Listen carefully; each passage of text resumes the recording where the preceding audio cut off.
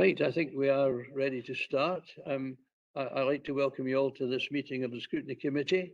Particularly like to recognise, as well as our own committee members, members of the Scrutiny Committee, I should say, that other councillors are present, and we're most grateful to have your support as well for this meeting. We ask if we have any apologies to note. An apology from Councillor Coleman. Thank you.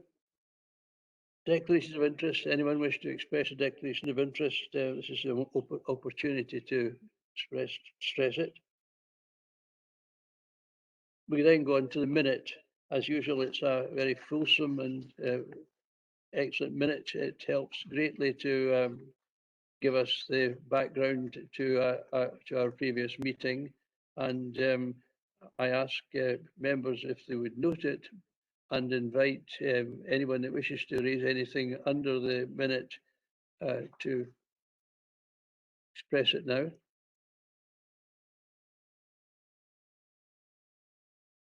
Right, thank you. Moving on then, agenda item 4, the rolling action log. It's not a very fulsome log this occasion.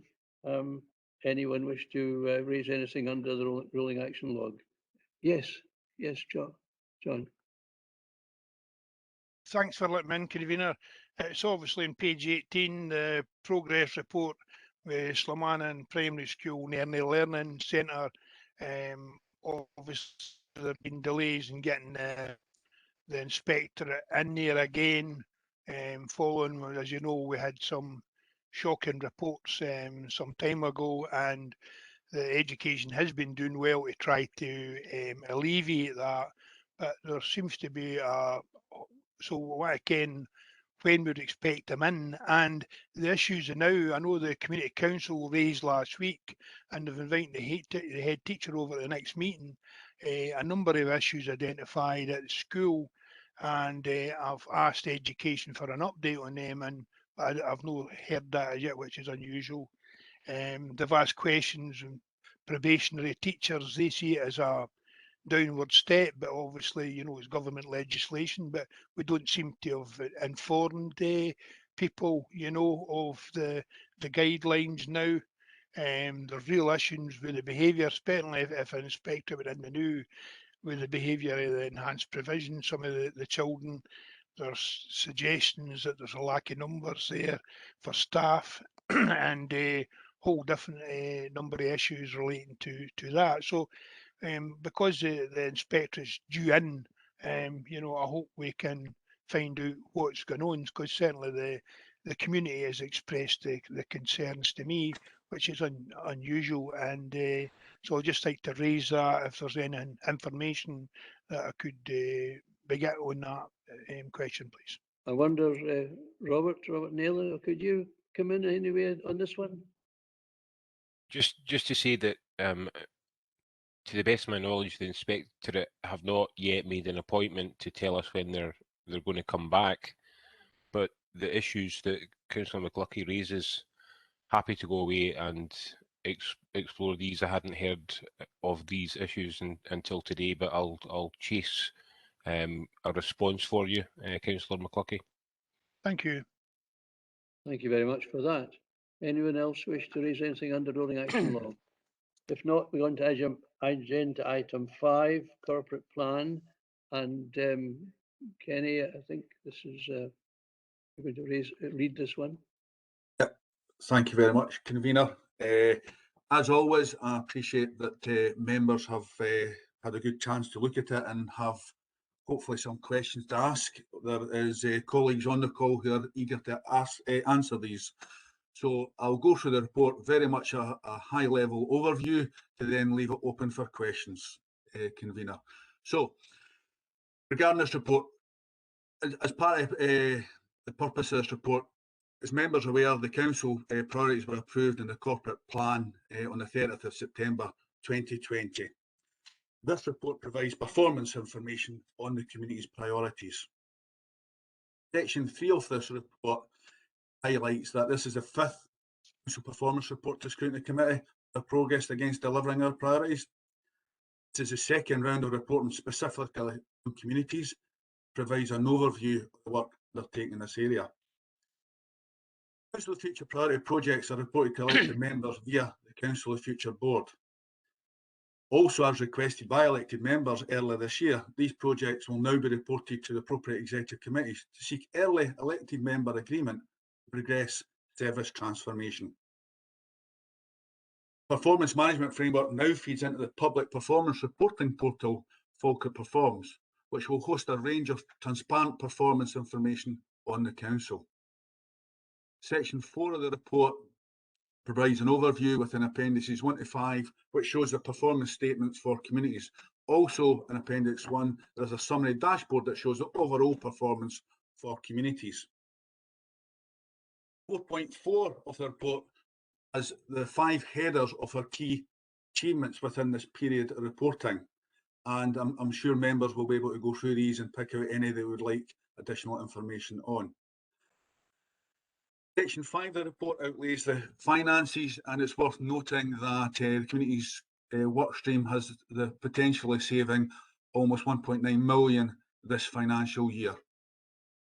Also worth noting as regards the climate change project, which is one of the council's priority council future projects, and it will underpin the work of the council.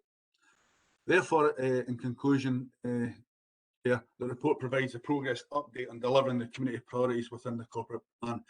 If I take you back to section 2 of this report, the recommendations are outlined there, and happy with colleagues to take any further questions.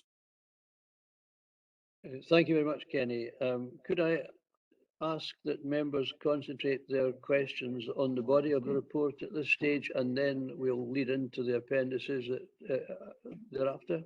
Thank you. Councillor Binney, Lorna, you've got... No, it's the question I had was on the appendix. Sorry. Okay, thank you. We'll come to that. Thank you very much. David, yes, David Balfour. Thanks, Convener. Yeah, page 23.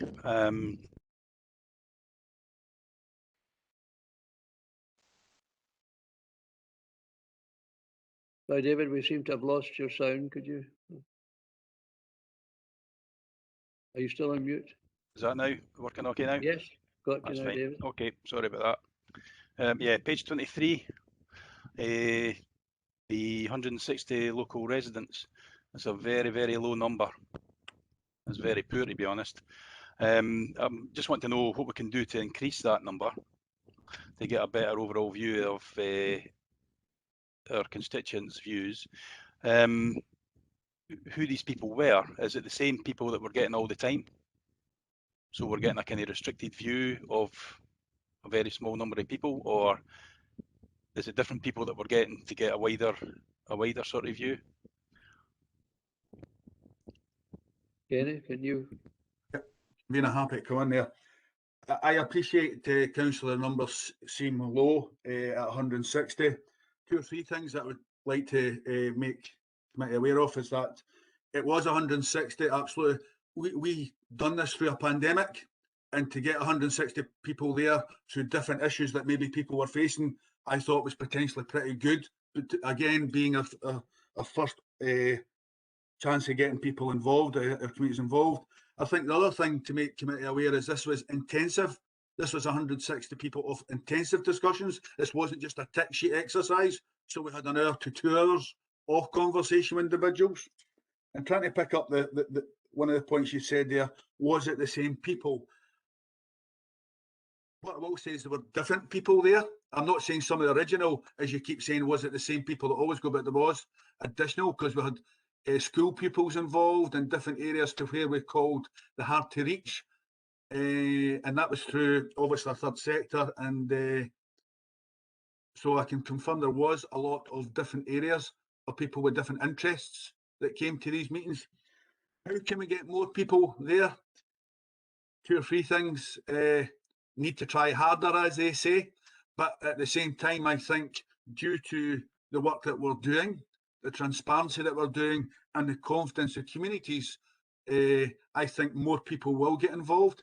Community choices will also help that, so that they can see that the things that we're doing now, that it's not a tick box exercise, and we're fully embracing the position of the communities going forward. So yeah, 160 does seem low, but hopefully if you listen to my comments, then it's gave us a lot of valuable information that's again helped us at the present time produce a draft Falkirk plan, which is part of what the communities have asked for.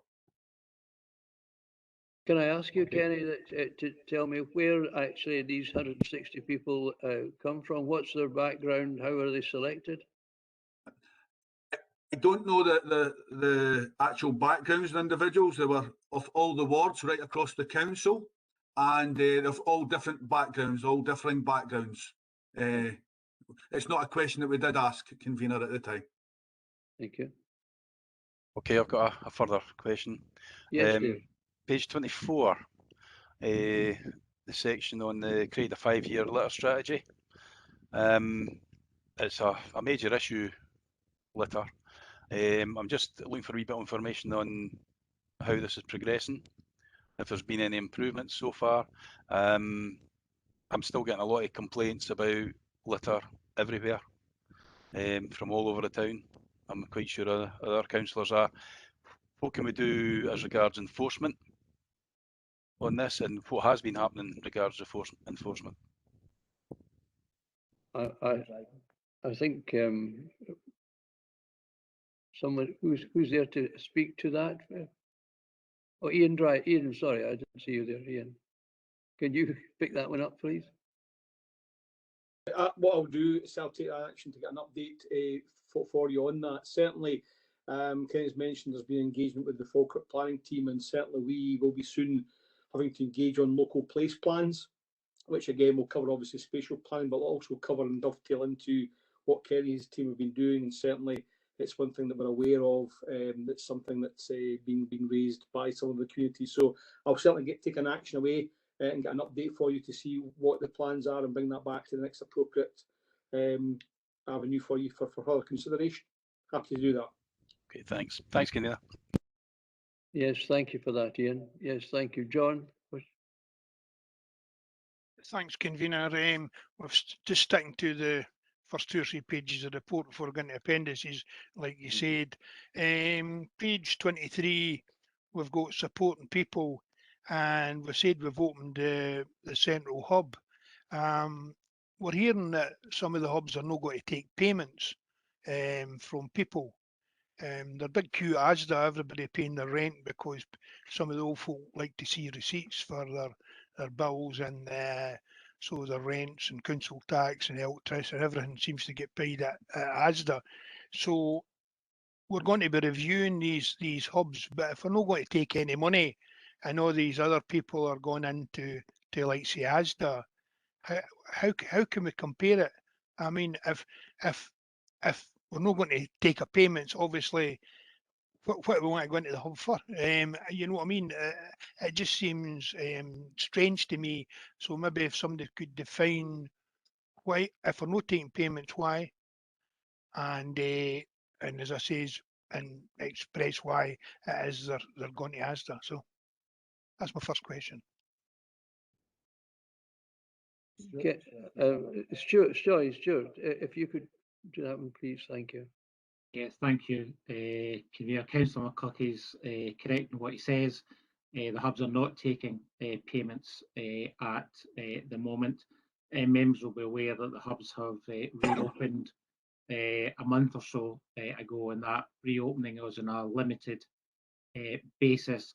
I would remind members that ability to make payments is there for our citizens at over 100 different locations across districts. So that might be in a local newsagent or a post office or the like. So citizens don't need to come to the hub to make a payment. I think that's a good thing, that people can go to somewhere more local rather than having to go to a central point to do that.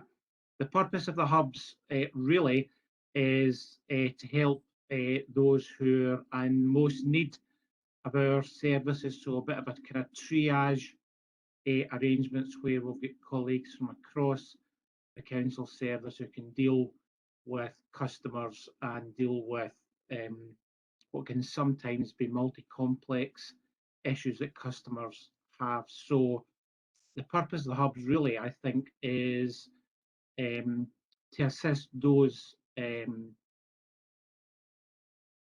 our towns and villages who need our help. As far as making payments is concerned, there's probably a more local arrangement that will be more convenient for our customers and citizens than dropping into one of our 3 council hubs. But again, as Councillor McCluskey said, we've said that we're going to review that situation once we've got the start up of the 3 hubs. I hope that helps explain where we are. Thanks.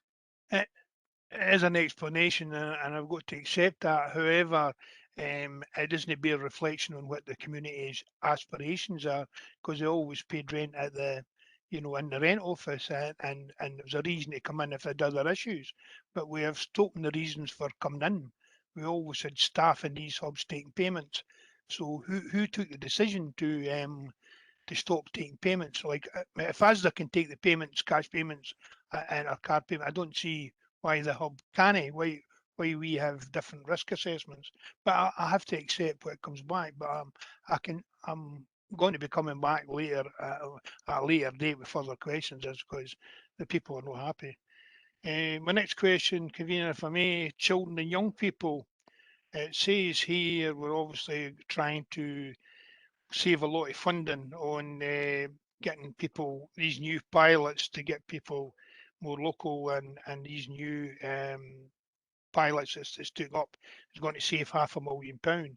But the question has to be, who evaluates success, or is it funding led? Because we seem to be going to save a lot of money from nearer to home and these new initiatives. And yet I've been a councillor 15 years, and every time we used to trying to say, support people at home rather than in a care home, we were told we couldn't get people back to low their best looked after in their families, for example. We couldn't get people back because there's a safety issue and other things. So it just seems strange to me. We're going to be able to save all this funding that we couldn't save all the years when we asked. But who is evaluating the success of the pilots? Is it independent people? Or is it solely success that we saved the money?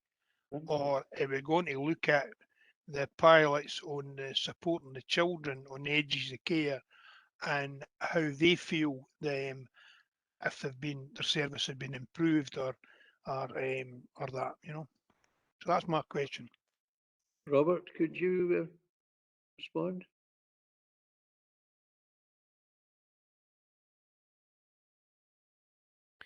Thanks, Convener. In terms of the evaluation, the evaluation will relate to, I suppose, the data that we gather in terms of the numbers of children that are in different bits of care. So part of the strategy is that we will have more children in kinship care, we'll have more children in foster care, and less children in external residential settings. So the whole idea is that they stay closer to their own home, their own community, stay with their own peer group, go to the school that they went to before. So the evaluation around that is individualised for the outcomes for the individual children. The success will be measured in terms of the outcomes for the individual children, but will also be measured in terms of the success that we have in reducing expenditure over a period of time. This won't be the case where in terms of the young person, they have something to compare to. So the journey for a young person will be from the point that they're taken into care, what's their alternative care, and hopefully that's stable and continuous. But it's not that we will be having children, for example, in a care home, taken out of it and then given something else so that they can, at a later point, reflect on what was better. This is principally about having options available so that children don't go into care homes first. They stay with us. So hopefully that helps with your question. That helps immensely, and I much appreciated, Robert, that full response. I feel a lot better now. My next question, convener, for me, is on the environmental side. We see this often. We've come up with a new litter strategy to deal with issues, and we always see there's no resource implications, no risk, no legal implications, nothing to do with environmental impact, never. But the fact is that as far as we'll take litter, there's 330 litter bins short during this administration. There are four members of staff missing from the team who used to go out and empty the bins. So suppose we put the 330 bins, which would cost 55,000 to replace, we would need to spend another 188,000 a year on staff to go and empty them, which have the jobs have disappeared, and we've lost 2 vehicles at another £55,000 to go there and take the men to go to the litter bins. And as I say, we would need the litter, we're told, would be charged £100 a tonne to dispose of. But meanwhile, the members of the public are picking up the litter, and we are taking it away and disposing it. So I don't see these things.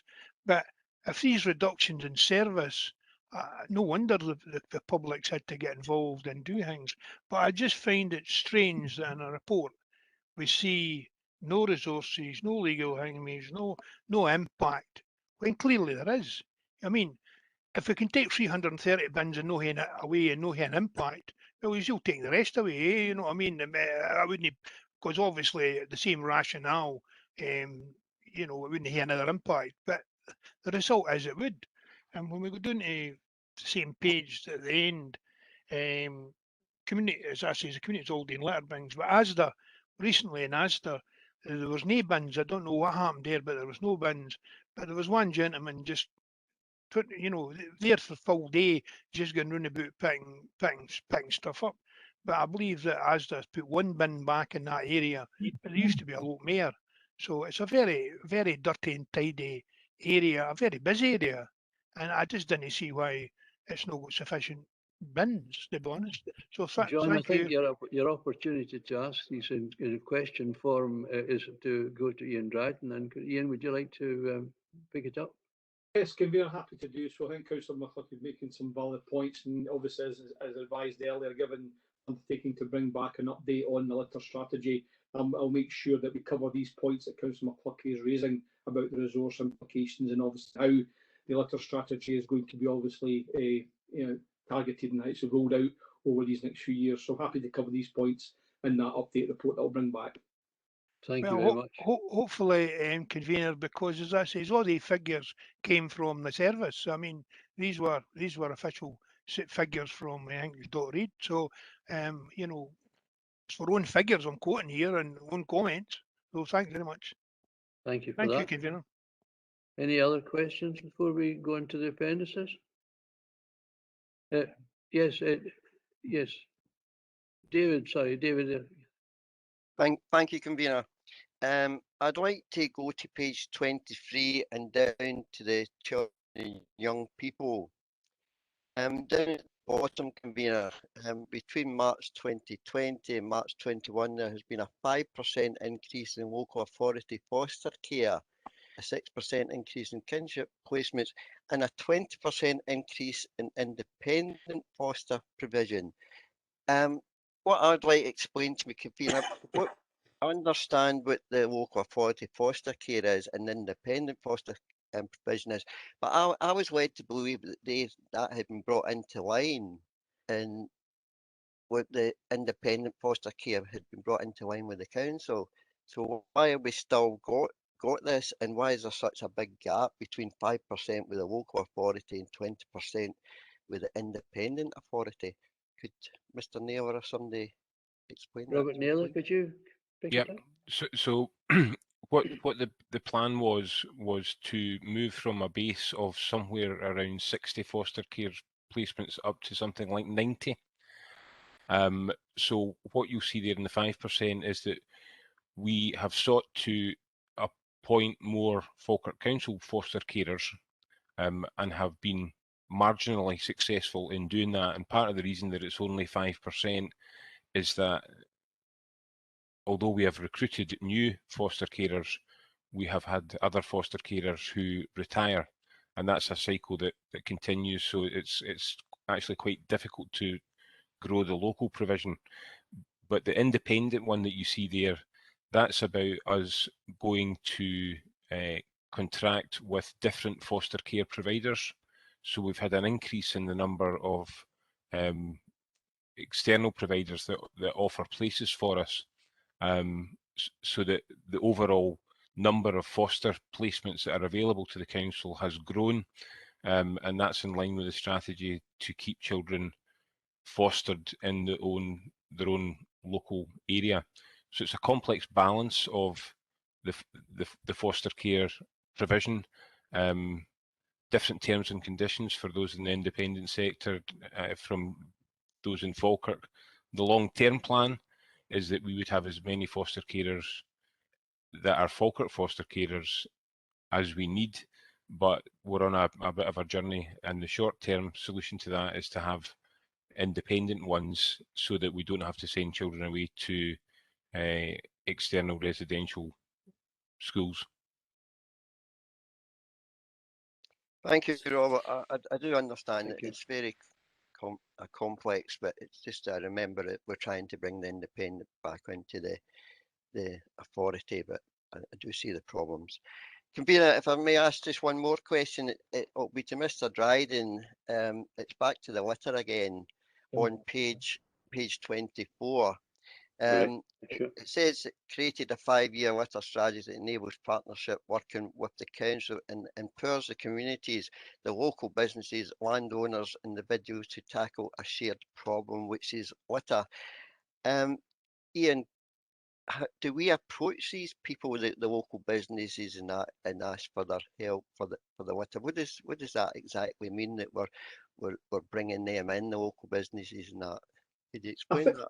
Yeah, I think what I would say to that, Councillor Grant, clearly, obviously, as a result of the pandemic, as you're well aware from the reports you've had, that certainly we've had a lot closer working relationship with the communities and businesses, third sector.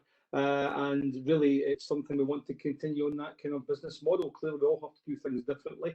We have to certainly adapt as an authority. And certainly that'll be one of the key strands of that strategy, is to try and work in partnership, greater collaboration, trying to pool resources where we can, whatever those resources may well entail, obviously not just financial. And I would certainly think if there's a working relationship that can develop and is developing through community conversations that we've been having, we want to certainly try and build on that foundation that's there.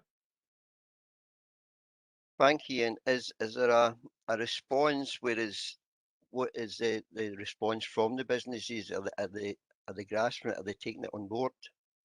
I don't have that information before me just now, Councillor Grant, but as I say, as part of my undertaking to provide a further update to the committee, I'll ensure that I will give the update will cover what discussions have taken place to date, what those responses are, and particularly also what the intention is to actually further enhance that aspect of it. So I'm happy to take that away. Thank you, Mr. Dryden. Thank you, Convener. Jim Blackwood. Jim, you've been waiting to get in. Thanks, Convener. Just a couple of quick questions. One on funding. The evaluation is underway for the first pilot phase of community choices. Will this committee get a feedback on these results? Is that evaluation?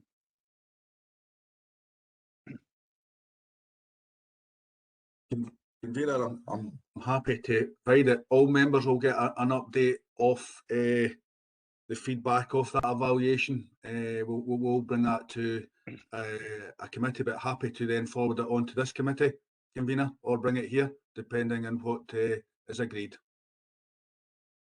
Cool. Another one, I'm going to touch on litter as well, Ian, and involving the communities. And this isn't something new, because I've been a councillor in 2007, and with a litter strategy team in place back then, and I've done quite a number of community litter pickups. And the community out there, and I've never met anybody in the community who's been a litter pick that actually dropped any litter. We seem to be sending a message out, say, take a pride in your community, do a litter pick. I'm sorry, what was the message we sending out is take a pride in your community, don't drop litter. Got to get to the heart of that. I can tell you that in the Drove Loan, that's one of my walking routes. There's an old fella goes up and down that Drove Loan virtually daily. I haven't seen him for a couple of weeks now, and the Drove Loan's a mess again. And this guy's going out, and the old guy's going out, and when I spoke to him one time and commented on the fact that he was doing this job, and it's soul destroying because this guy's clearing up one day and he's back out, and it's as bad the next morning. So the answer isn't, because people will get fed up litter picking every month or every 2 months or whatever. It's good to start with, but the ones we've got to get is stop the litter, and we've got to get some form of enforcement. I know it's difficult. I've never seen it. I can walk along the road there and see litter everywhere, and I haven't seen anybody throwing it in the car, or kids dropping it. But that's happening, and until such times we got a grip of it, it's not going to stop. No, for me, I'll come back to Councillor Black, but you're raising very valid points, which applies right across, obviously, the council's area. There's a balance here, and I think certainly it's taking niceness of that. It is down to people behaviours, and I think it's to try and look at how we can take it. Enforcement is certainly going to be a part of that, but I think we've also got to try and look at other means. You know, we have over the years had enforcement powers and provisions, and it's always that difficult one. There will be certain hotspot areas that the best one in the world can go out one day, and the next day that problem's back. We need to try and, obviously see how we can try and work with our communities, work with the third sector and other parties. And I think it's all about trying to get out that positive message. I think the further we can get the working and collaboratively with communities to try and raise the awareness through the profile, and it's that balance between publicity, community empowerment, working with communities, and also enforcement where it's needed. And yes, we still have to have that, but it's trying to find that balance. It's not an easy one, because clearly if it was easy, we would not be talking about it today, but it's a very valid point, and it's something we need to carefully think about. But I do think certainly the way we are now in direction of travel with working closer with our communities is certainly, hopefully, a good start here, and should continue, and it may well assist us here. But no, I think you're right. The enforcement will still be there. There is legislation to cover that, but it's trying to find that balance and finding the responsibility. But it's down to behaviours, and you'd hope certainly through increased publicity, improving community working, that maybe one or two people can actually also help and assist and lead by example. But you're right, it's not an easy one, and it's something we just have to be very mindful of, and we'll need to keep reviewing as part of our strategy. Thanks, Ian. Thank you very much, Ian, and thanks, officers, for the responses to the questions. Before we go on to the appendix, perhaps I can ask one question on page 22 under projects. It says in the frame giving the different information at the very bottom. It has an area regarding advice hubs, redesign of housing property services, and community assets and learning estates. And it says that the report to the Communities Workstream Board by officers, these are all items I know of considerable interest and concern to councillors. Can I ask, in actual fact, an explanation as to why this is going only to the Workstream Board, and when it would be intended that it would be shared with councillors?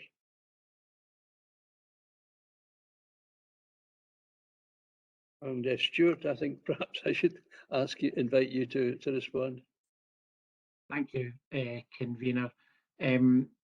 What members have agreed is that our top 10 priority projects will specifically report into the executive with the scope and remit of each of these 10 projects, and progress reports with each of the 10. The Council of the Future change projects that sit underneath these 10, so that's probably another 20, some of which you've just referred to, convener, don't report in those terms, but instead are covered in the progress reports that are included in the appendices to this report, and the reports which will follow under enterprise and innovation. So if you look at something like roads and grounds maintenance, it would be covered in the appendix to this report in terms of progress. Is it on target? What savings is it expected to deliver? What are the key tasks that are on target, off target, etc. So all of the reports, all of the projects are reported to members. It's just a question of the level of detail in which reports are presented to members. I hope that answers your question, Convener. Thank you for that very much. Thank you. John, you wish to come in? Yes, I know I've already been in, and thanks for the All right. indulgement. It was a comment that obviously one of the officers made there about the balanced approach to litter and enforcement being a part of that balance. The last figures I got from the department was that in a 12-month period there was only 10 people prosecuted for dropping litter, and I think it was 11 in 12 months for the full team for dog fouling. That seems a very strange balance to me to deal with a massive problem that we're all aware of across our communities. So I was just wondering about that balance could be relooked at, please. Ian, could we have that? Yeah, I'll come into Councillor Clucky's made some valid points again, but it's something we can look at. I think that's clearly part of the update report or briefing that we'll give you. We'll look at that, as I've said. Enforcement is certainly going to form part of the strategy, but it's how, if we can look at alternative means to try and address the matters in hand. And a lot of it comes back to pub behaviours and trying to encourage people's behaviours to change and adapt, and it's trying to find a suitable way forward, and it's something we just need to be mindful of and try. And I think the key thing is to try innovative solutions or other avenues that may well be open, and let's try these. But I think it's something we'll need to look at, and particularly with the history of the prosecutions, and it's that balance between the proportionate balance of taking prosecutions and as an alternative means to deal with the solution. So nothing's off the table, and it's something we need to look at. Thank you. Can I invite members now to look at the appendices, and we'll take it to starting with Appendix 1 on page 26 and ask if there's any. Lorna, yes. Yes, thank you, Convener. I've got a question about Appendix 2, and it's column. You would just ask first if there's anyone wishes to raise anything under Appendix 1. Oh, sorry, I beg your pardon. No, I don't see any. Yes. John, yes, Councillor McCluskey. On page 1, Convener, obviously we've got a child poverty action report and all of that in Newport, and we see what we're doing in the schools and that, and for period products, which is fine. But when will we ever be seriously working with our colleagues in government to try to end the need for food banks? You know what I mean? We seem to be putting more money into them.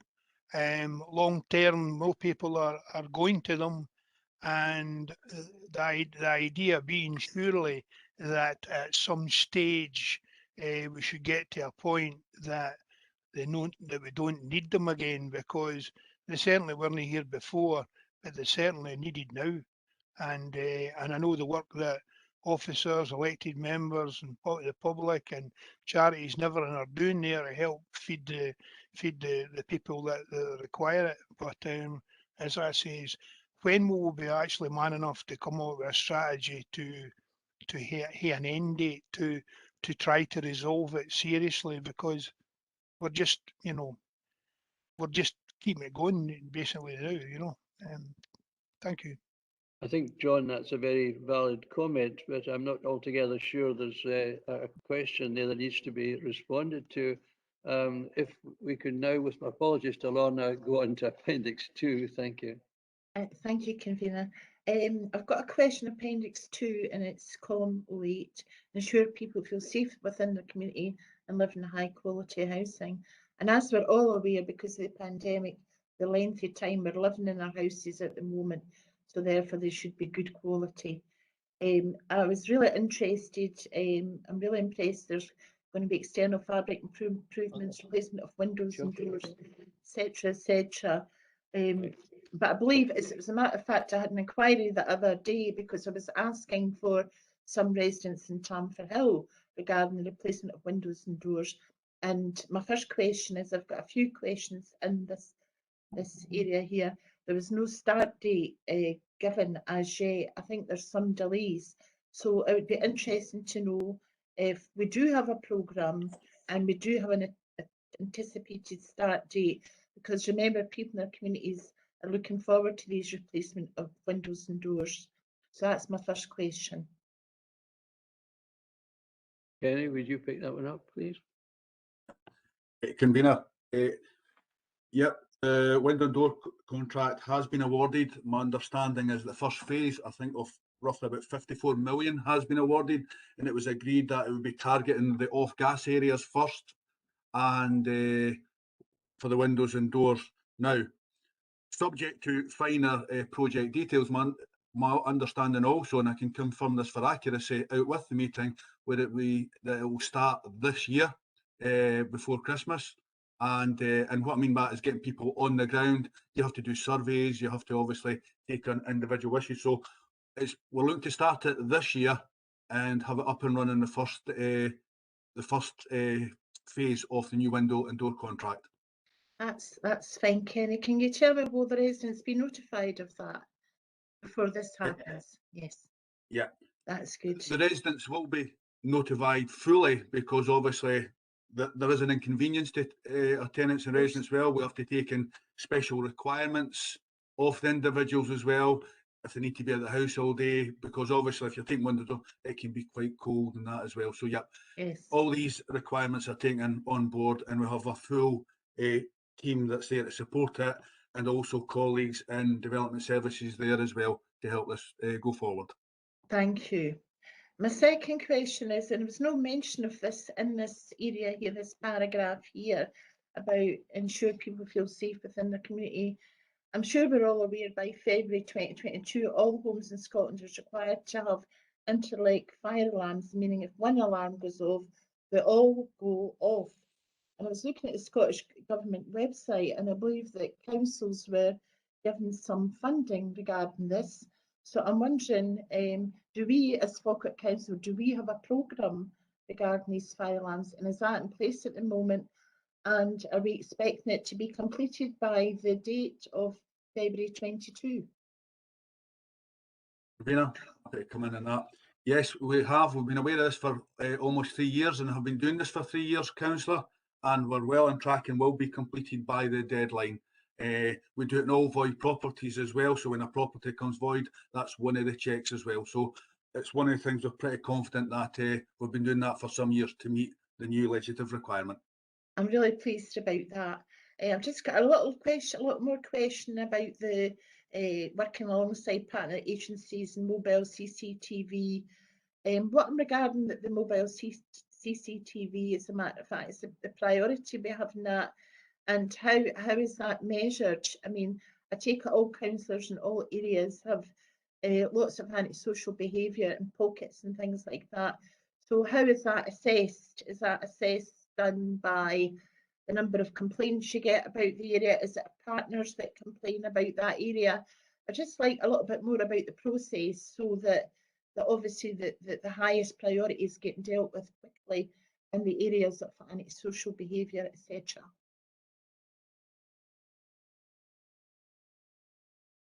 Stuart, that might be for you, please. Yeah, thanks, Canberra. We took a report on CCTV to the Executive Committee just a few weeks or so ago, and happy to share that report with members at the meeting this morning. So that set out where we are in the programme for replacement of our CCTV systems, and that's both fixed cameras and mobile cameras as well. I guess the key to the mobile cameras is the wording of mobile. So as Councillor Binney correctly says, they will be used in areas of antisocial behaviour, but can be moved from place to place depending on where antisocial behaviour incidents occur. So it's a combination of historic areas that we know of where there's antisocial behaviour, but also the ability to respond to new areas of antisocial behaviour where we'll be able to put a camera in there to be able to help, hopefully, in how we tackle antisocial behaviour. So a combination of both of the things that you said, Councillor Binney. Thank you. See any more? David, Councillor Grant, and then Councillor Blackwood. Thank you, Convener. I think it's a question to Kenny. It's relating to Councillor, just following on for Councillor Binney. Page 31, the private landlords got to make sure that they're fit and proper. Kenny, who deems them fit and proper? Do we assess them? And the fire smoke alarm law that changes in February, will we make sure that these people are up to date with the legislation change? Convener, happy to go through yourself. Councillor, absolutely, that is part of the remit at the present time. So when they have their licence to be a private landlord, that is one of the checks that's required, and they have to conform to that. If not, the appropriate action plan is put in place and they've got to follow that. If not, there is a process that we would follow, and if they didn't comply to that, we would look to bring it to committee, licence committee, for the registration of that landlord. So there's a really robust process in place that falls under the private sector team. Thank you, Kenny. Thank you, Convener. Councillor Blackwood. Convener. Quick question on page 31. Sorry. 30,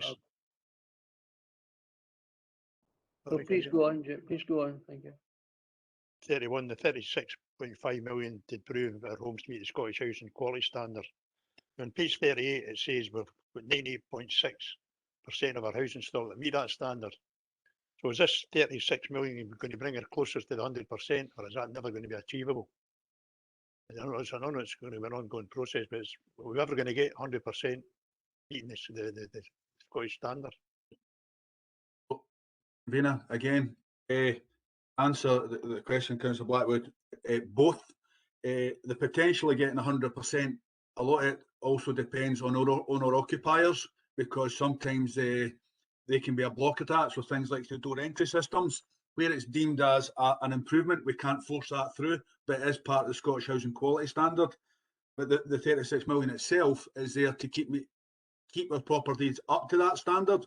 So things like, so we just spoke about now, regular checks of smoke detectors, wind and watertight roofing. So if we didn't do anything, that would fall down. So that money is both to keep us to that standard, but to improve as close as we can ever get to 100%. As I said, we have got abayances where we've owner occupiers and where we couldn't force that through, or in very rare occasions where it's no cost effective, and we would look at different approaches, but that's not a case within Falkirk. That means some of our tenants are missing out in a quality standard because of private residence. Is that what we're saying? What we're saying is we can't enforce an improvement to that standard that they have. So tenants are missing out. There is a difference in regards to owner occupiers, yes. So some of the tenants are missing out and have their quality. You could word it that way if you wish, Councillor. Yes. You should be a politician, Kenny. I would never match yourself. Right, okay, thanks for Councillor Nimmo, I think you waited to put in a question.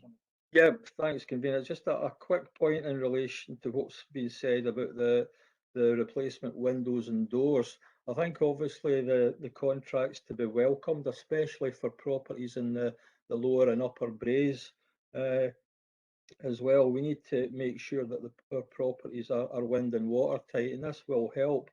But just tagged onto this, our properties have to be adequately heated as well. Now, I believe that, especially in the Braes area, that gas is no longer an option, which is probably down to the zero carbon agenda more than anything else. And I'm just wondering, what other measures are we currently looking at to provide adequate heating within our urban areas like the Braes? And I know there's other areas in the Falkirk Council district as well that suffer the same problems. Can we maybe just get an update in that respect?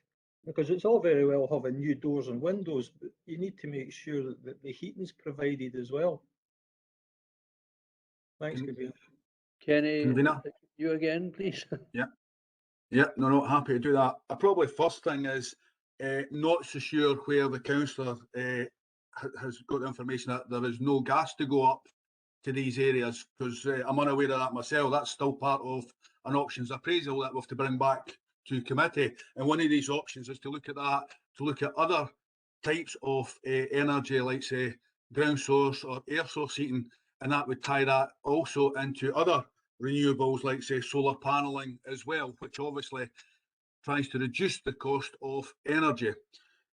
As said earlier there, we have heating systems now that meet the Scottish Housing Quality Standard, but it's very much how much can we help in regards to fuel poverty and making sure that the properties are as wind and watertight as possible, and obviously maximum uses of the energy is produced. So these are the things that we're also looking at when we do look at additional heating systems now, but also going forward as well, to meet all the different agendas.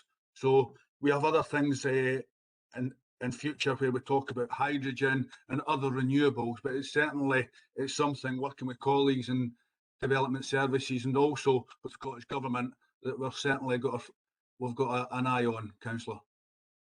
Convener, the only reason I mentioned the current gas situation is because it doesn't really fit in with the zero carbon agenda or the green agenda for that matter. So we really need to be looking at other options. Thanks, Convener. Councillor McCluskey. Thanks, Convener. I've got three questions here. The first one is on page 29.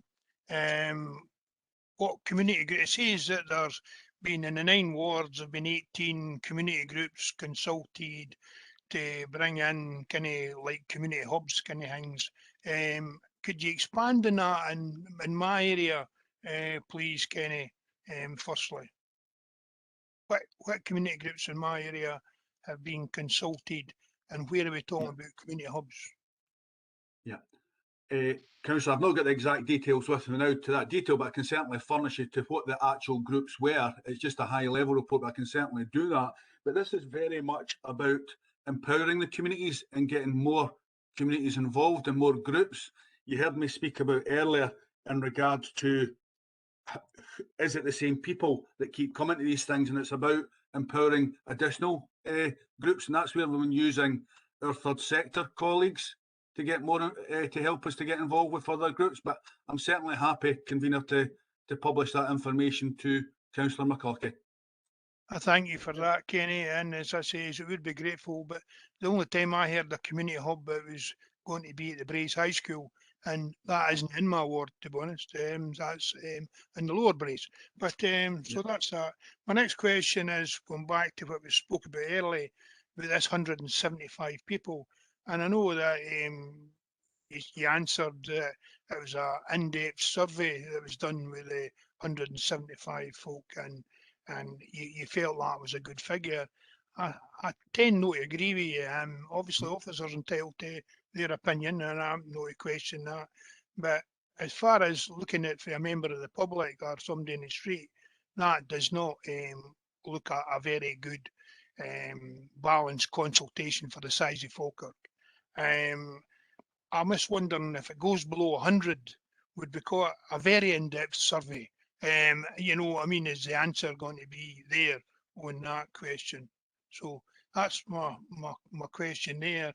And if I follow on, it's the same thing as what Councillor Nimmo said, in relating to the fuel poverty by the heating.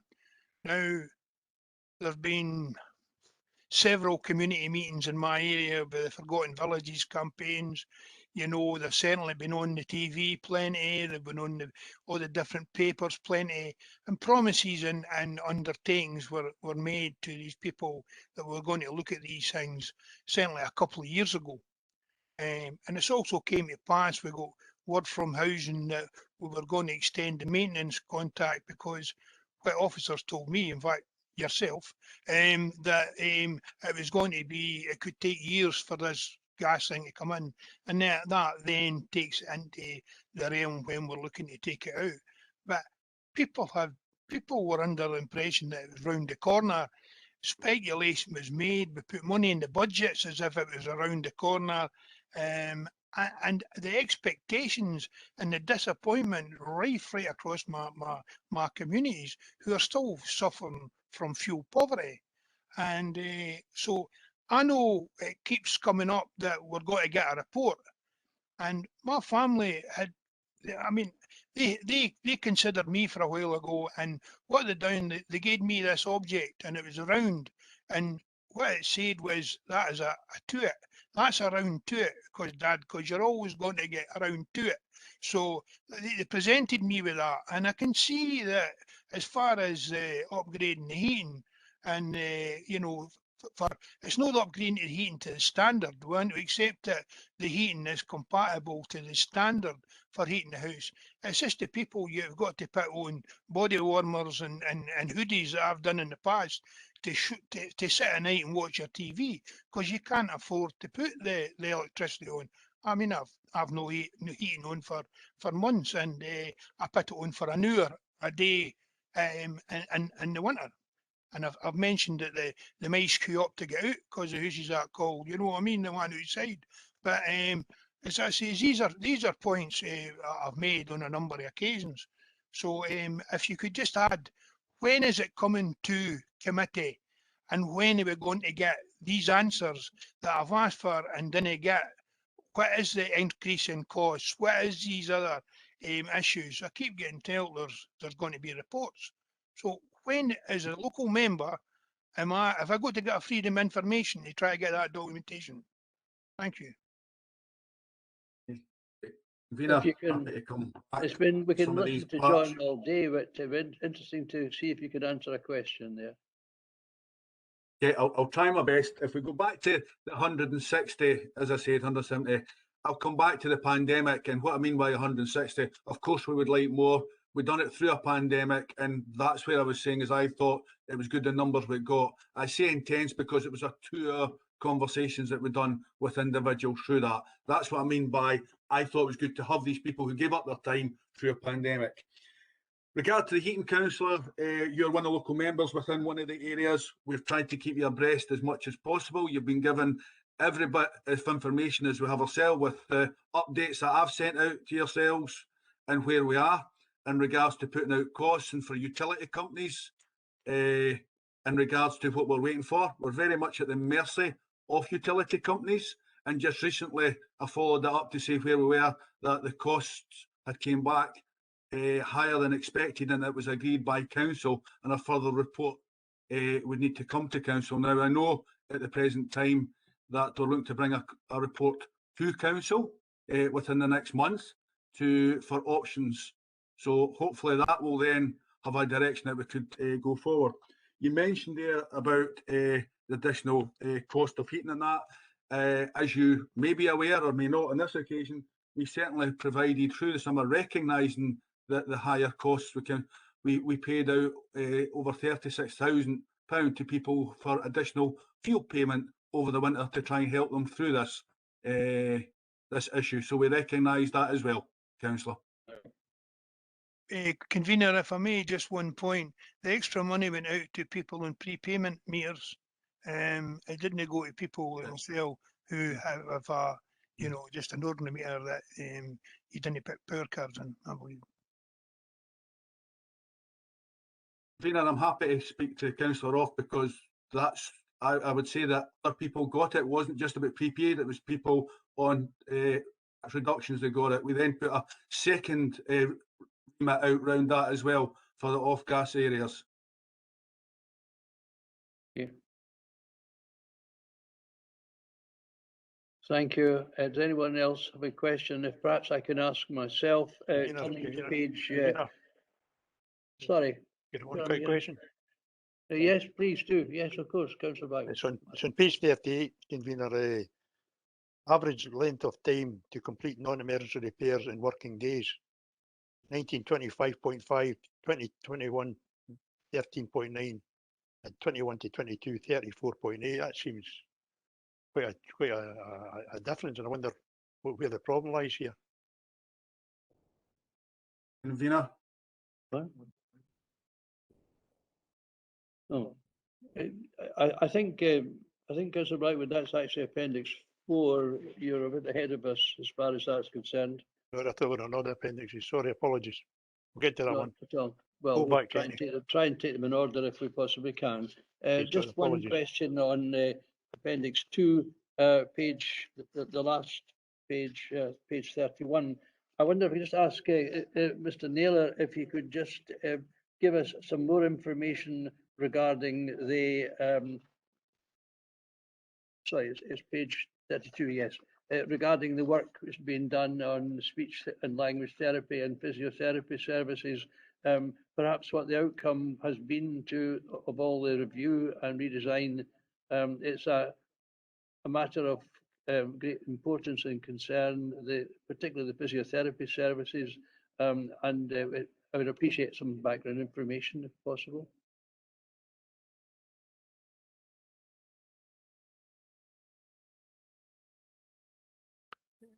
Convener, I can tell you a little bit about the speech and language. I probably will need to consult with colleagues to get some detail that would be meaningful for you on the physiotherapy side. So in terms of speech and language, we've been working with our colleagues in NHS Forth Valley to look at the way in which speech and language services are made available in our schools, and moving to a more community-based model rather than one that is defined by clinical diagnosis. So what many of our schools have done is invested some of the money that they get for pupil equity funding into some training for staff, some recruitment of additional speech and language practitioners, so that speech and language can be delivered on the ground and that families don't need to wait until they get to the end of a very long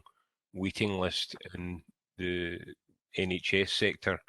But if you would leave me with it, I'll get a written briefing prepared to give you some detail of the progress for both the speech and language and the physiotherapy. Thank you very much. That would be appreciated. David White.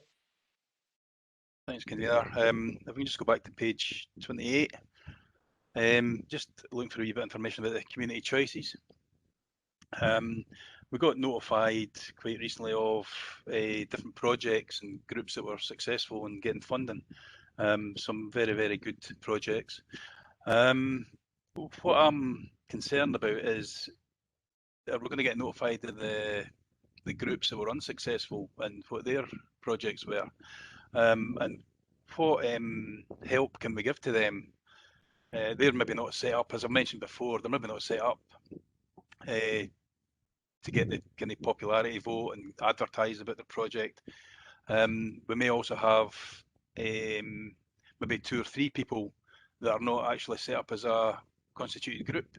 However, they want to do something in their local area, and they don't have an avenue or whatever to do that, to apply for funding. How can we help them? Because it's maybe a smaller project, but how can we help them achieve things to improve their area? Vina, happy to answer that. Thank you. Yes, happy to provide information of those who were not successful, and the community team is there always to help and support. We've offered the unsuccessful that offer of support if they want to go forward, because obviously there's a second iteration of that. You'll be aware yourself, Councillor, the briefing that we provided just recently about community choices. Also bearing in mind there is other avenues like of CBS and CLD are there to support, and they have supported many of the projects so far. So certainly if there's any individual, these ourselves, CBS, CLD are there, always happy to help and increase community involvement. Okay, thanks for that, Kenny. Thank you. I think perhaps we should now go on to Appendix 3. I must admit to you that I didn't get very much out of this particular appendix. If anyone would like to speak to it, it would be appreciated, because there's not a lot of information given. Any comments at all on Appendix 3? If not, I think we'll go straight on to Appendix 4. And Jim, you were a question on Yeah. the floor, am I right? Thank you. Sorry, I was ahead of myself. Sorry. Convener. Just dropped my paper. I think Kenny's got the question. He's also had a bit of time now to get an answer. Yeah, I'm going to pick that one up, All right. Convener. Thank you. I think this is a really good example of the impact of COVID on our services. So as members will recall, there's been various restrictions in place in terms of access to properties, but also safe working practices as well. So during the pandemic, we continue to allow our tenants to register repairs that were required, whether they were urgent or non-urgent. Some councils took the decision that they would only allow tenants to register urgent repairs. The fact that we weren't able to get into properties for a while and safe working practices means that we've got a backlog in non-emergency repairs because we've prioritised our work to emergency repairs. So the data that you see before you, where we've got that spike up to 30 odd days, just reflects the fact that we've had abnormal working conditions over the course of the last 18 months or so, and that's just reflected in the numbers in the chart before you. We're trying to work through that backlog, and we'll get to the backlog as soon as we can, but hopefully that just kind of gives you an explanation as to why we'll get relatively good performance year on year, and then all of a sudden we've got that spike. Just a supplement question here. We're taking on manpower to try and claw back this backlog, because the backlog, if we can't catch up the backlog, we're not going to catch up. It's just, as you know, repairs are an ongoing issue. Yeah, that's correct, and you're correct that we are taking on additional resources to try and do that. So at the moment, we've got building maintenance employees that are spread across a range of activities, and the intention is to take on some resources from the private sector to deal with things like voids, which will allow us to dedicate more building maintenance employees to tackling the backlog. We'll see what effect that has, and if that works, then that's good. And if that doesn't work, then we'll need to pause and consider what the next actions are there. Thanks, Convener. Thanks, Stuart. Any other questions? Yes. Yes, John, thank you. Thanks, Convener. I've only one question, and it was partially answered by Stuart there, and it's relating to voids. Normally, we've got the figures for voids come up in these data when it comes before us, but there's no obviously mention of it in the sheet here in the performance indicators. And we have got tenants furious. One tenant there must have emailed me 15 times because she'd waited after she got her keys, or waiting 4 months. Hadn't got into her house, and so we know that we've had issues with the voids, but really could we hear an update and maybe the next report on the number of voids that we've increasingly had seen? We've got all the folk looking for houses, and the time scale it's taking us to get these houses to a standard. I see that people are satisfied with the standard of the houses, but obviously this is an important issue, and it's not been mentioned in this report, and it normally is, the voids. Thank you. Kenny, can you pick that one up, please? I think Stuart's on mute and he's going to pick it up. Sorry. Oh, sorry. My apologies to both of you. Stuart? Yeah, apologies, Convener. I put myself on mute. Yes, good question that Councillor McCluckie asks, and it's the same background to what I've explained to Councillor Blackwood on non-emergencies. So we're bringing in additional resources to try and get our voids programme speeded up. So hopefully over the course of the next couple of months or so, we'll start to see more void properties being brought back into housing pool. So next time we report on communities, I'm happy to report on where we are with voids, and hopefully next time we report, we'll see an improvement on where we are, both in terms of the backlog and the turnaround period.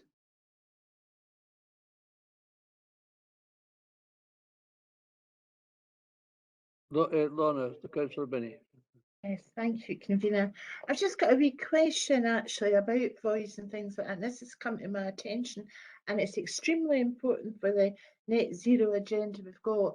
In particular, a lot of people from the high rise come to me, and what they say is, you know, you've been clearing that house and that, and lots of good stuff has gone out, like good carpets and things like that. So when we're doing our voids, do we have an option that we can give to you people that, for example, they want to keep their carpets and things like that, rather than all that waste goes to landfill? Because I'd imagine a lot of the time that when we're doing up houses, there probably is good stuff left in them. So what is the process for that it can be kept?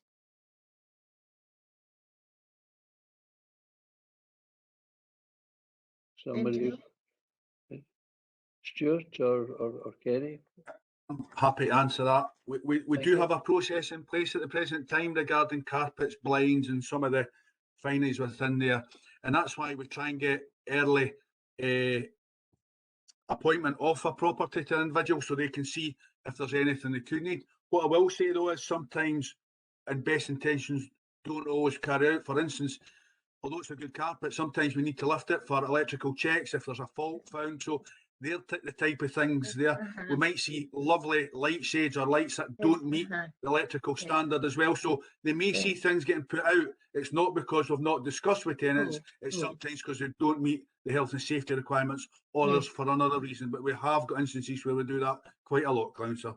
Thanks, Kenny. But you can see my point there actually, because we've got to stop lots of things going to landfill. Okay. Thank you. Any other questions on Appendix 4? I don't see any, and therefore I've just got to thank officers for their contributions, and thank councillors who are not members of the committee for taking the time to join us, and it's been appreciated. There's an Appendix 5. There's an Appendix 5. Appendix 5. Oh, It's historical data. I do apologise. I am sorry, Appendix 5. My apologies. Thank you. I can't find it.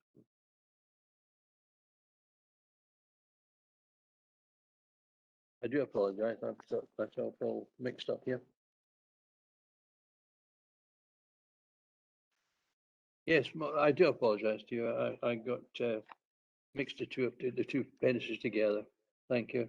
Any wish to say something? Yes, John, on bench 5. Thank you. Right, on 5, I see that people seem satisfied with street cleaning. You know, you get occasional hotspots, but it certainly is good that people kind of appreciate that.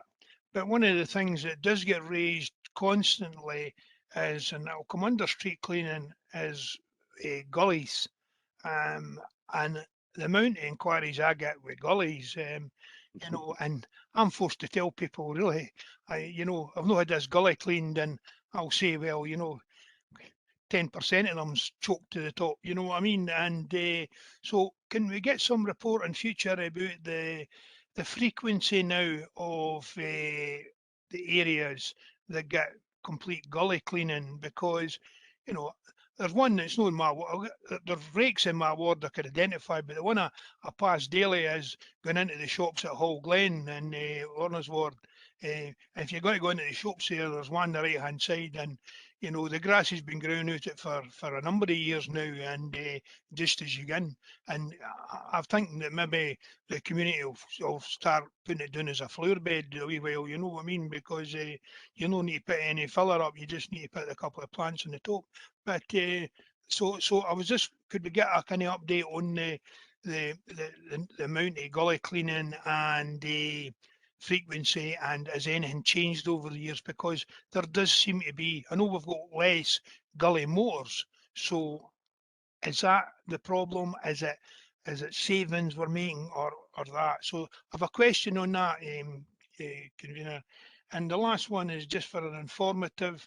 It was basically, we see the number of readmission to hospital after 28 days for discharges, charges, and I mean, it shows down, but I didn't see the figures as down. Who checks these figures? Because it's always a concern to me that I know we didn't like folk waiting in hospital, and we know that now it's a big issue because we've not got the care packages to get people out. But at the end of the day, that's less of an issue than the fact that somebody gets sent home from hospital and then has to get readmitted. So can we get an update sometime? I take it we'll know that here, but who actually looks into this? Why were they discharged if it was, you know, a same issue that they're back in with? So who checks that we aren't prematurely? We look at folk, it's, you know, the delay in getting them out, but is there people checking the figures for sending them out, and people that still need care, if you get what I mean? So that's my other question, convener.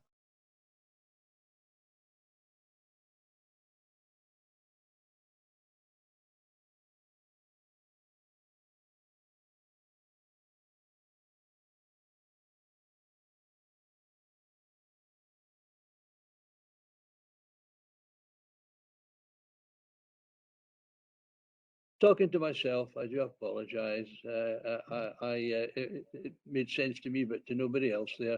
I'm sorry. I'm inviting Ian Dryson to respond to the first question on the gullies first. Thank you, Convener. I was trying to lip read you there. That's okay. Sorry. No, we've all done it. We've all done it, even after all this time. No, Convener, yeah, happy as Councillor McClucky's raised those points on road gullies. I'm happy to certainly give an action to come back with an update on that. As you're well aware with road gullies, some are more problem hotspots than others due to topography and alignment of roads, but certainly happy to give an update on where we stand with that and the latest position of the issues of the road gullies and the problems that we still encounter. So happy to bring that back to a future. Thank you for that. And on the second question, Stuart, would you respond or give us information on the hospital discharge? Thanks. I can't, unfortunately, convener, but I think what we'll do is take an action to take back to colleagues in adult social care to provide a response to committee on just how that assessment is made. Thank you for that. Any other questions on Appendix 5? If not, I know that Brian, you want to come in, but perhaps before we do, I just something my own personal thanks to officers for their fulsome responses to all the questions, and also I think to thank very much strongly all the councillors who are not on the committee for their taking part and showing their interest in the items under consideration. Brian, do you wish to? Yeah, I was just wondering, convener, whether there's some actions obviously the officers are going to take back. For example, Mr. Naylor's going to come back with a briefing paper or on the speech and therapy and physiotherapy, sorry, which could come back to members, you know, anytime. There were quite a few actions though to do with litter and also the gully cleaning, which is kind of in the same area. I wonder, rather than getting an update report, an update, you might want an actual report to come to the next meeting on that, because there's quite a few questions raised there, and it might be worth just getting in a formal report that comes back to the committee, so you can maybe spend 10-15 minutes considering the outcomes of the strategy. I think in view of the special interest that's been shown by so many on litter and all the attached issues regarding cleansing, it would be a very appropriate, I'm sure, welcome if we get a report for our consideration.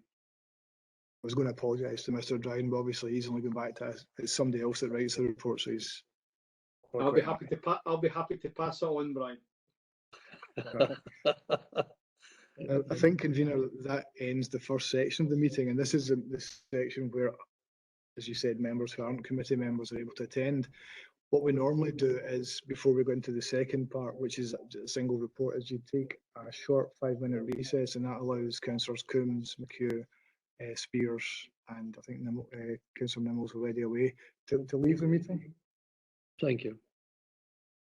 So maybe if it's 11:22, committee Sure. comes back at 11:30, would that be acceptable? Yes, thank you. Been thrown out of better places. Thanks, Brian. No comment. Bye all. Right, welcome back to our meeting and agenda item 6. And Stuart, can I ask you to talk to us through the paper, please? Thank you, Convener. Members will recall that we report to this committee the national reports issued by the Accounts Commission and provide some local context on how the Council is responding to the national messages set out by the Commission. The report before you this morning looks back at the Accounts Commission's report published in May of this year and looks forward to our own best value report, which will be published by the Accounts Commission in December or January. The Accounts Commission report covers the period from the initial COVID outbreak and sets out examples of how councils and their communities have responded to the challenges of the pandemic. The Commission have used a number of case studies throughout the report, and our own ETU is mentioned on page 20 of the Commission's report as example number 4. Paragraph 4.3 of the report sets out the 10 key messages in the national report and provides some narrative for each of these. I'm not going to go through each of these 10 key messages. Instead, I'm going to return to section 5 of the report, which provides the local context against each of these 10 national messages. And the majority of the information contained in section 5 has already been presented to members either at this committee or at the executive. So it's been in the elected member domain for some months now. I'd like to draw members' attention to paragraph 5.7 of the report, which provides a short summary of how our two biggest services, education and adult social care, responded over the period of the pandemic.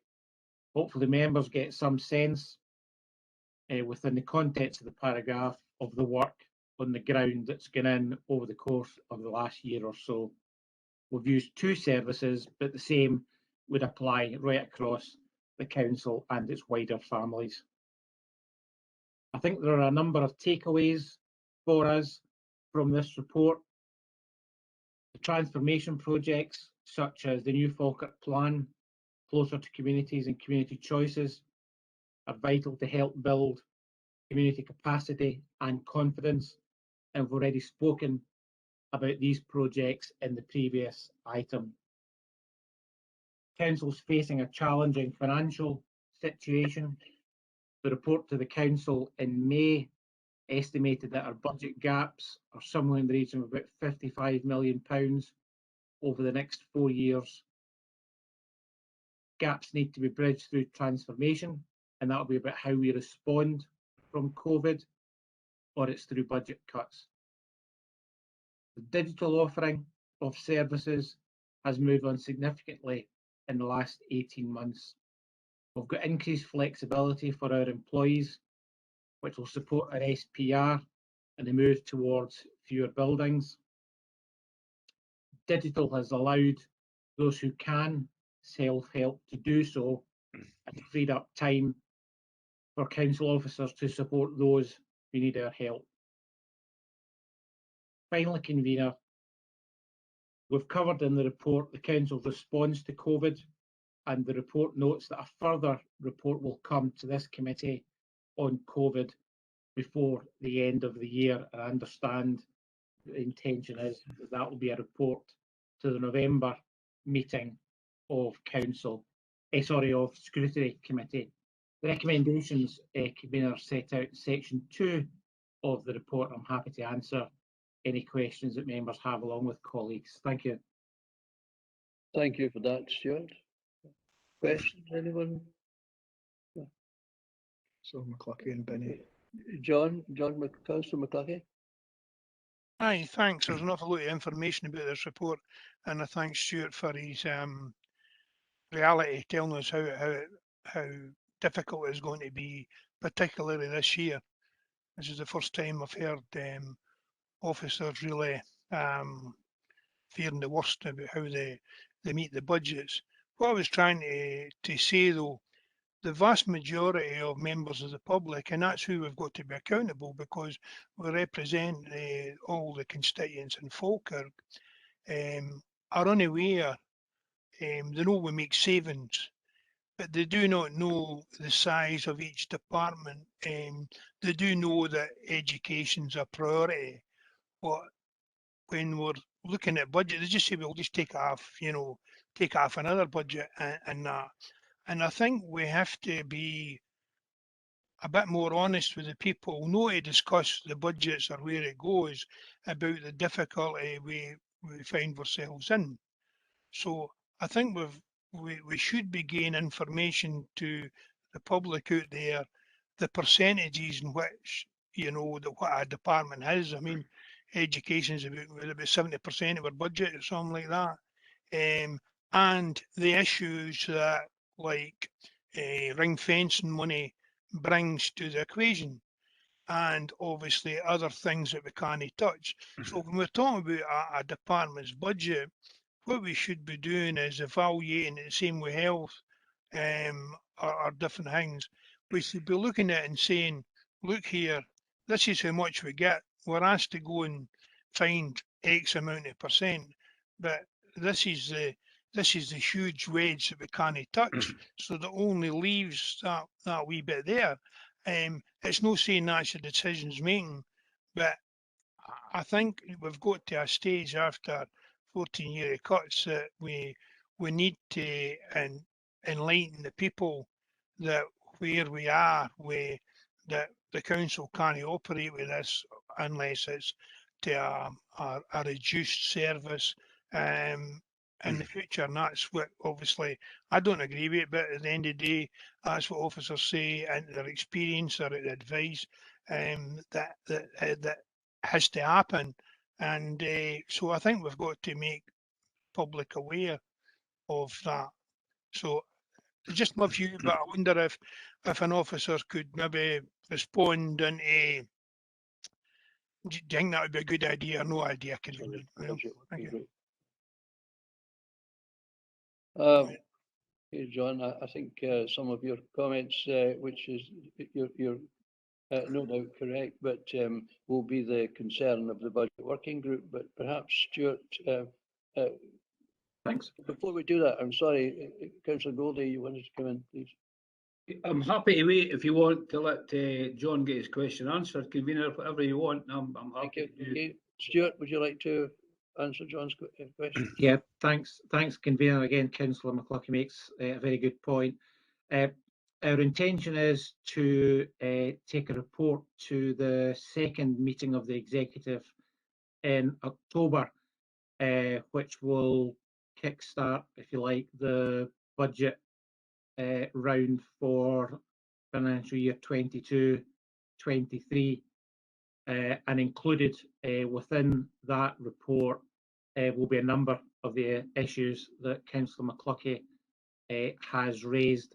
So the report will set out the scale of the financial challenge facing the council, but also just the gearing that we have in terms of education services being half of the council's budget, the funding that comes directly to the council, which, as you say, is ring-fenced, and that'll kickstart a public consultation as well as staff engagement. So a report to the second meeting of the executive in October will cover off the issues that Councillor McCluckie has raised, and as Councillor Patrick mentioned just before he handed over to me, the council's member budget working group has now started to meet and had its first meeting just at the tail end of last week. So the member engagement in the budget process has just started to. Thank you for that. Perhaps Councillor Goldie followed by Councillor Binney. Yep, convener, I'm going to do a thing I've never done in my life. I'm going to apologise before I start, because what I'm going to say possibly a lot of people might not want to hear. However, I'm going to refer to page 46, paragraph 4.3, item 3, which is on the Commissioner's report, and it identifies 10 key messages. And the key messages you can see on item 3, level of service disruption. But the part I would like to talk about is the disruption to services has had significant negative impacts on vital areas and on some client groups. These included carers who lacked access to respite care. Now you'll see, and we'll all be aware now of what's being proposed for the carers, because we can't get people employed, we can't get people to work in care homes, and we can't get people to work in our care services. Now, I've got to say about that, I understand the shortages and I can understand all the skills. And by the way, whilst it might not appear like it to officers, I fully appreciate the budget concerns that they have.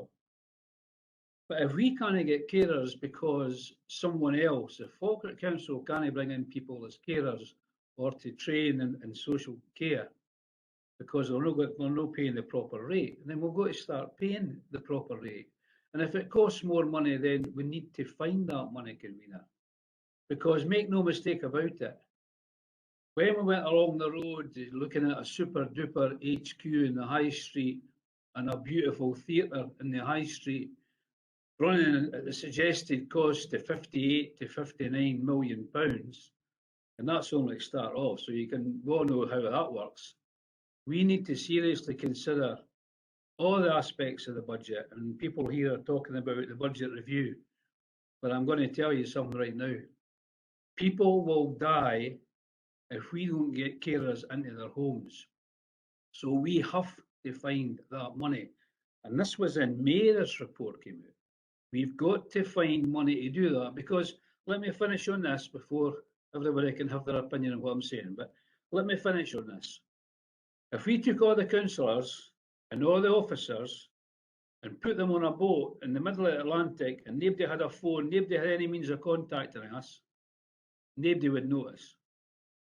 But if somebody's got a problem that needed a carer in their home this morning, and that carer's time's cut to 10 minutes, or that carer doesn't arrive, then they've got a massive problem, and they notice that right away.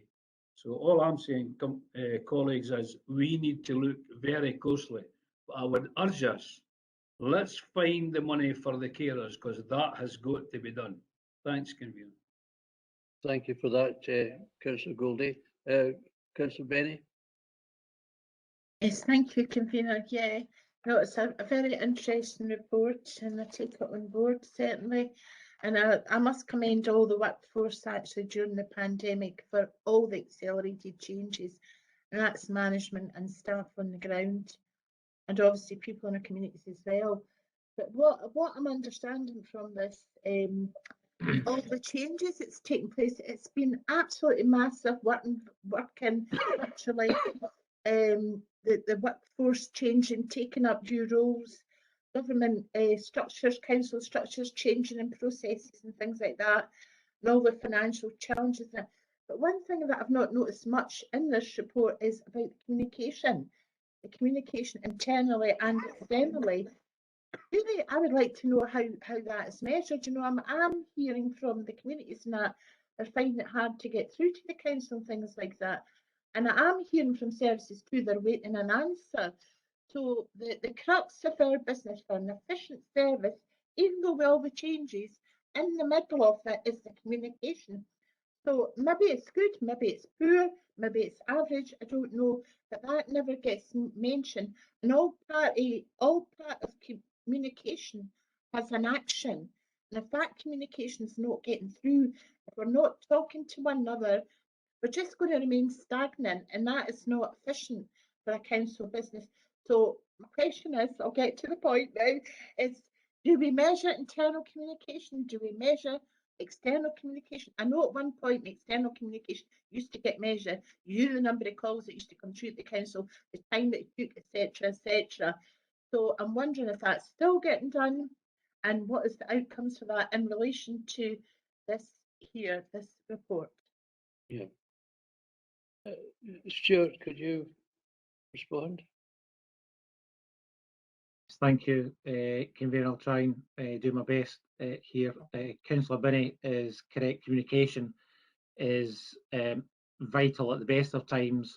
If you think of what the organisation and our communities have faced over the course of the last 18 months or so, it becomes even more vital that we get it right. I guess that communication is such a broad topic. I'll try and just cover off a few areas on it. If I think about internal communication, so I'll start with internal communication with councillors, and I think on a weekly basis we were providing at the start of the pandemic weekly updates to elected members on key activities and issues within the council and their communities.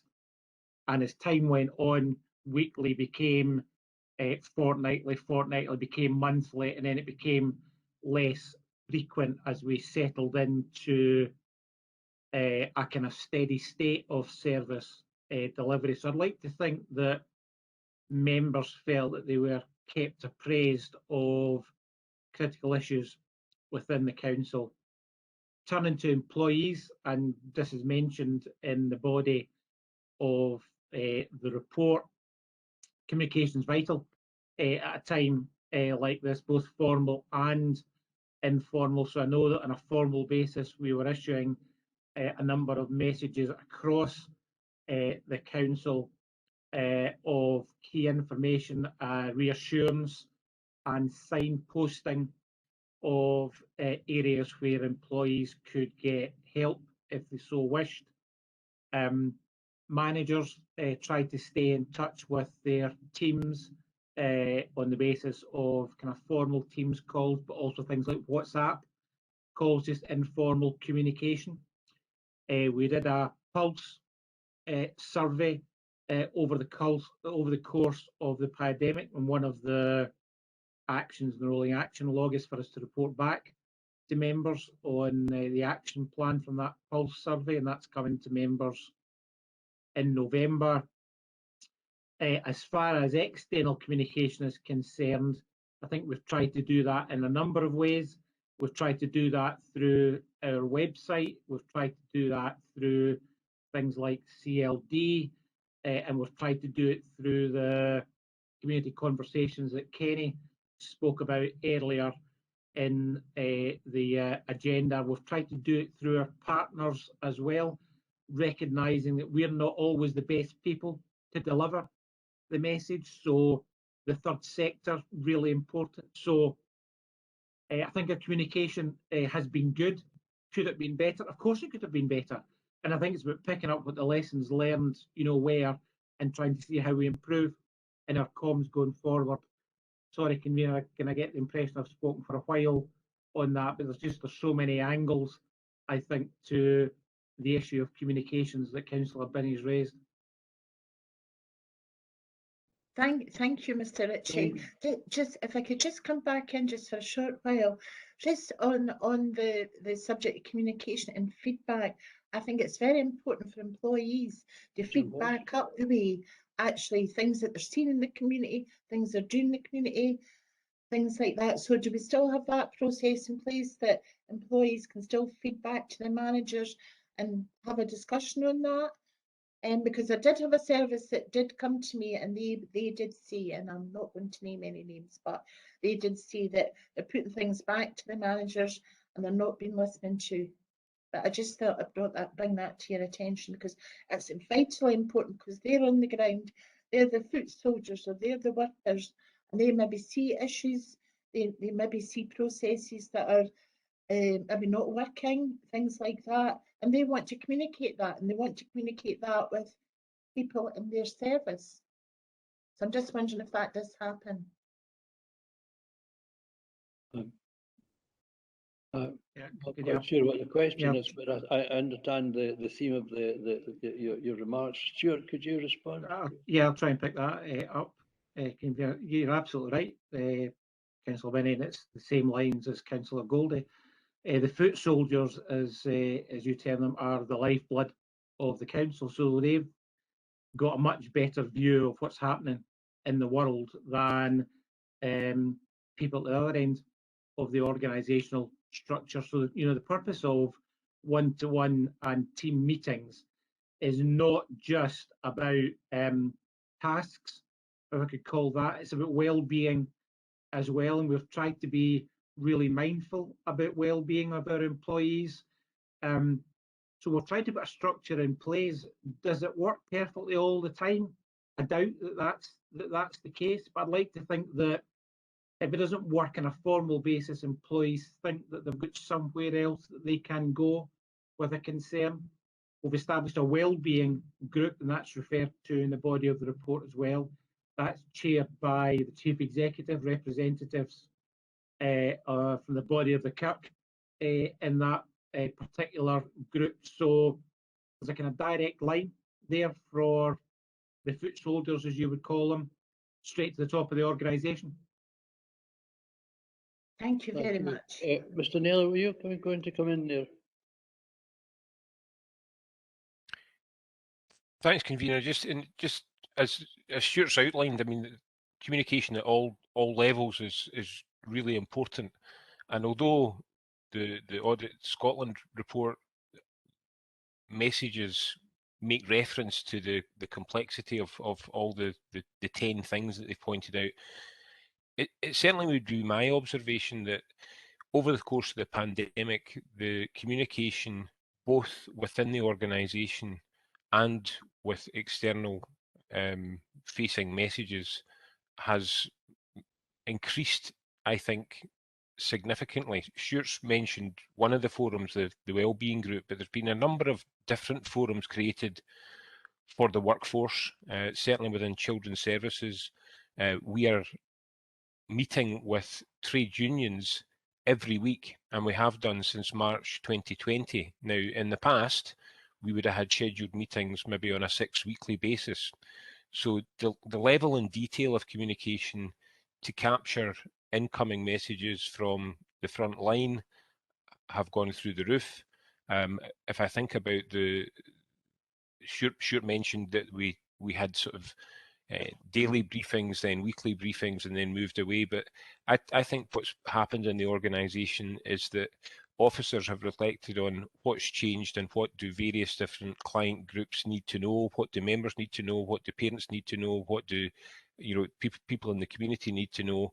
Stuart also mentioned the website, the level of updating and activity around changing messages on the website has been like never before.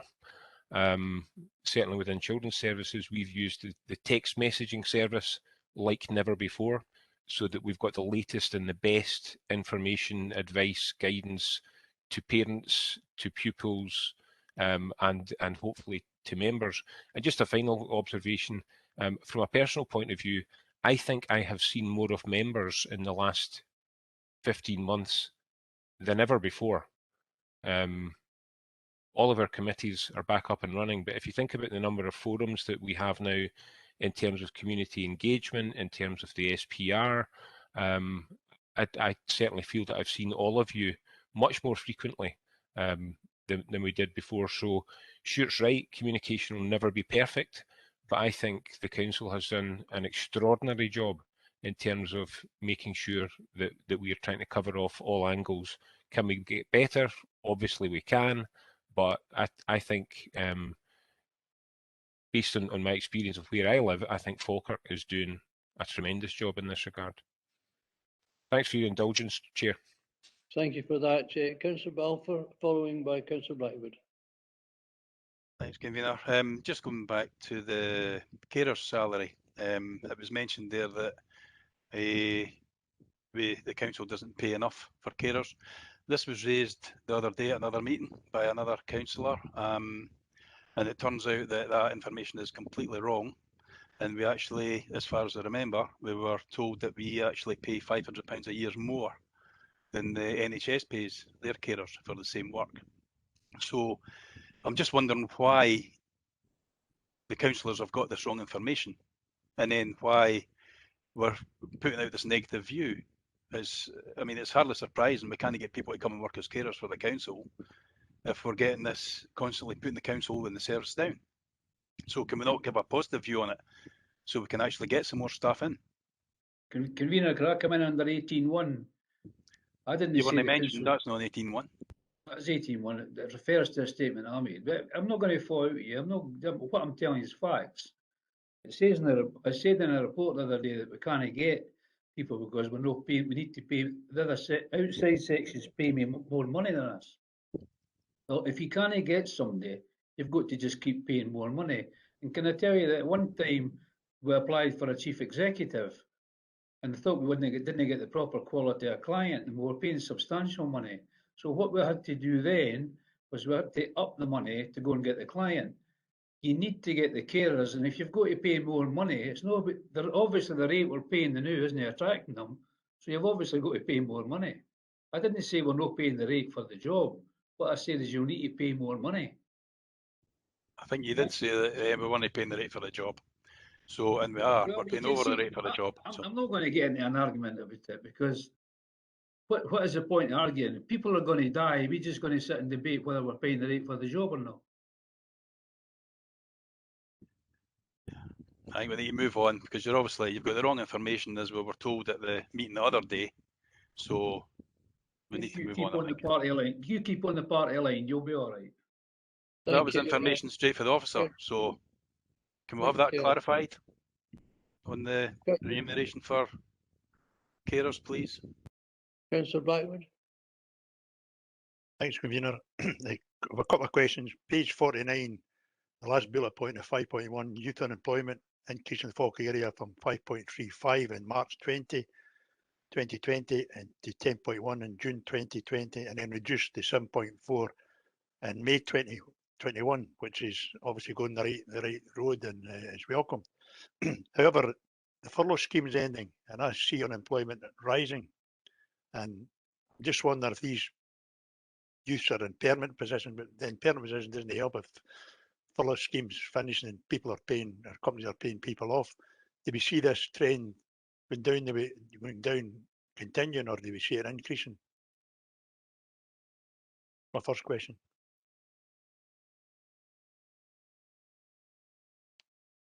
Stuart. Yes, thanks, Convener. I suspect that will be an action that will need to be taken off table, and colleagues in economic development come back unless Ian happens to know the answer. No, Stuart, thank you, Convener and Councillor Blackwood. I understand there is an rolling action log. There is an undertaking that a report will be coming to the Scrutiny Committee in November on the employment targets. So that's certainly something that we can cover in that report. So there is an undertaking that there will be an update provided at the next Scrutiny Committee in November, and we can cover that point. Thanks, Ian. And my other questions on page 55, the topic, the underspend, the 14 million in the COVID funding. Is that 14 million going enough to see us through to the next end of the financial year, or are we going to have a shortfall at the finish up?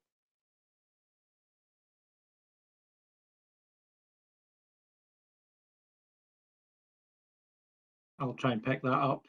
Convener, so we reported to the executive a couple of weeks ago on our projection for the current year. I'll kind of emphasise the fact it's the projection, so there's still a good bit to go in the financial year, including a winter period, which at the best of times can be difficult for the council with increased unexpected expenditure and things like gritting for roads. So the 14 million that is carried forward is factored in to our projections for the current year.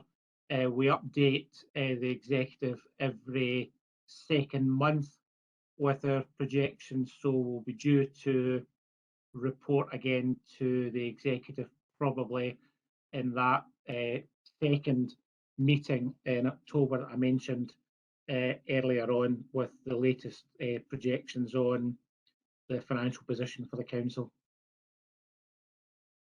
Thanks, Stuart. Thanks, Convener. Anyone else want to raise a question?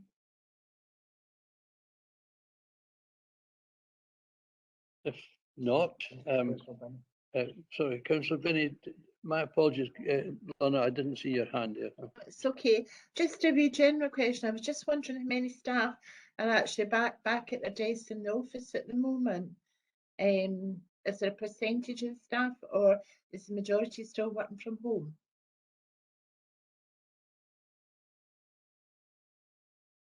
I'll try and pick that up, Convener. So majority of our staff have always been out working on the front line.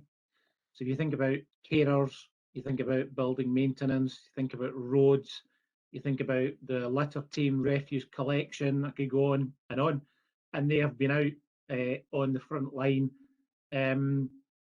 over the course of, well, just as normal.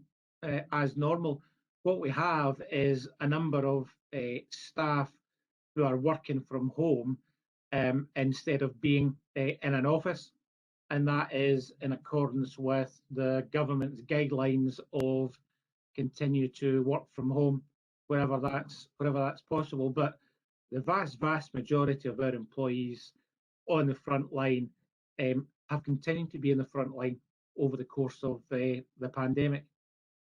Good. Thank you. Okay. Right. Well, thank you again for the officers, particularly for their responses, which have been detailed and most helpful. And I'd like to thank members for their contributions, which have been also very much to the point, and will raise further responses. Sorry, David, did you have your hand up again? Did I miss somebody? No? Okay, right. So thank you again for your attendance. And also note, by the way, thank you, Sophie, for your diligent recording of our ramblings, which very much to the point and will be appreciated. Thank you very much. That's the meeting closed. Thanks, Convener. Bye. Thanks, Convener. Bye. Everybody, thank you.